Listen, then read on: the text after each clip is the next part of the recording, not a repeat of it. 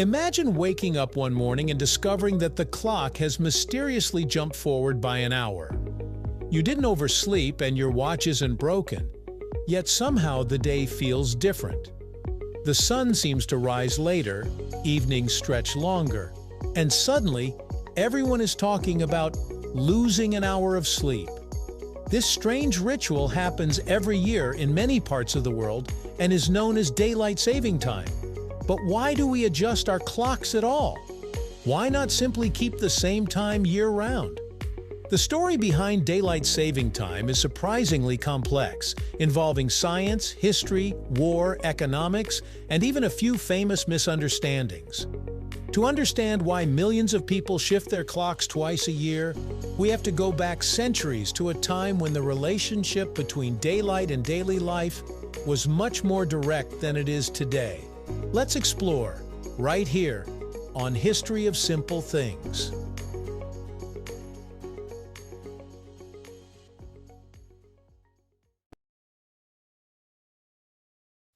Long before electricity lit up homes and cities, people's daily routines followed the natural cycle of the sun.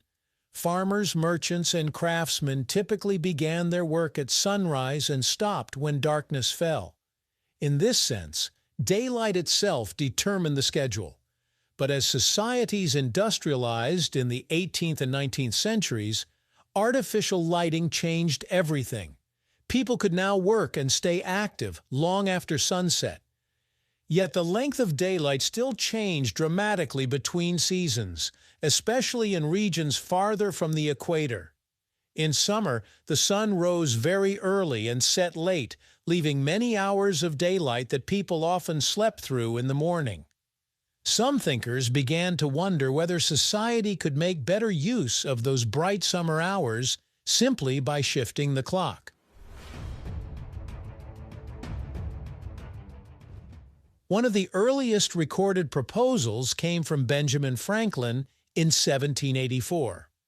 While living in Paris, Franklin jokingly suggested that people could save candles by waking up earlier to use natural sunlight. His idea was partly humorous, but it introduced a real concept: adjusting human schedules to better match daylight.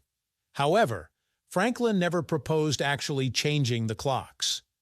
The modern idea of daylight saving time, physically shifting clocks forward in the spring and back in the fall, didn't appear until more than a century later. In 1895, a New Zealand entomologist named George Vernon Hudson formally proposed moving clocks forward during the summer months.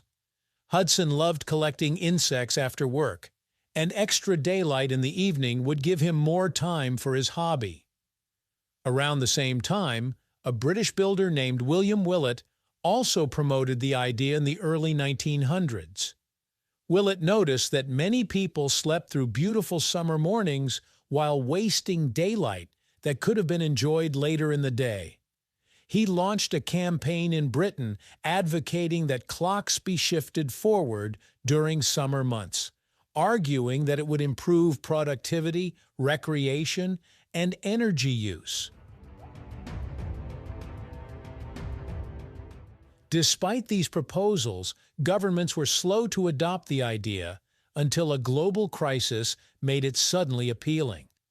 During World War I, countries were desperate to conserve resources, especially coal, used for electricity and lighting.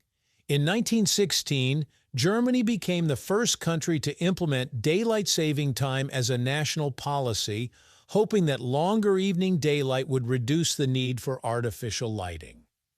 Other countries quickly followed, including the United Kingdom and the United States. The reasoning was simple. If people had more natural light in the evening, they would use less energy at night. After the war ended, many countries abandoned daylight saving time because it was unpopular with some citizens, particularly farmers who preferred schedules based on the sun rather than the clock. However, the concept returned again during World War II for the same reason: saving energy. In the United States, the government introduced wartime, which kept clocks advanced year-round to maximize daylight usage and reduce energy consumption. In the decades that followed, daylight saving time became a permanent seasonal practice in many countries. Governments believed it could still save energy, encourage outdoor activities, and even reduce traffic accidents by keeping evenings brighter. In theory, if people had more daylight after work or school, they would spend less time using lights and heating at home. Businesses such as retail stores and recreation industries also supported the practice because longer daylight evenings encouraged people to shop, travel, and spend time outside. However, the effectiveness of daylight saving time has long been debated. Modern studies suggest that energy savings are actually quite small or inconsistent. In some places, people may use less lighting but more air conditioning, which cancels out the benefits. Critics also point out that changing clocks can disrupt sleep patterns and cause temporary health effects. Some research even links the clock change to increased fatigue, workplace accidents, and minor health risks in the days immediately following the shift. Because of these concerns, some countries have chosen not to observe daylight saving time at all. Many nations near the equator never adopted it because daylight hours there remain fairly consistent throughout the year. Others have tried it and later abandoned the practice. Even within countries that use it, debates continue about whether it should be eliminated or kept permanently in either standard time or daylight time.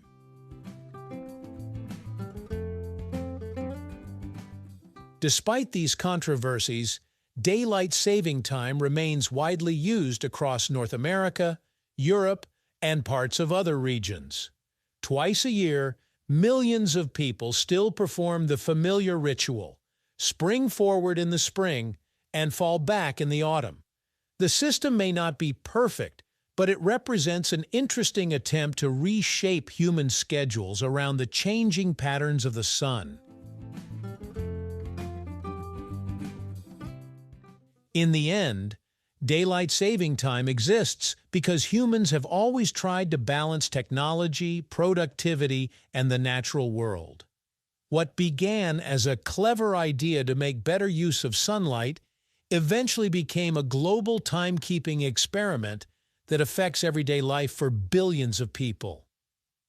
Whether it continues in the future or eventually disappears, the practice reveals something fascinating about modern society.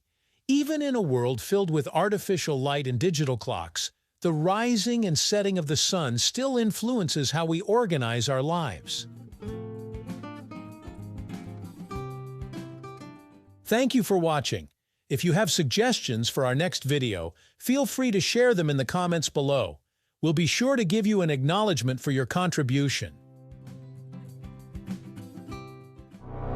Thank you for joining us on this journey through the history of simple things. Don't forget to like, subscribe, and stay tuned for more stories woven through the smallest details.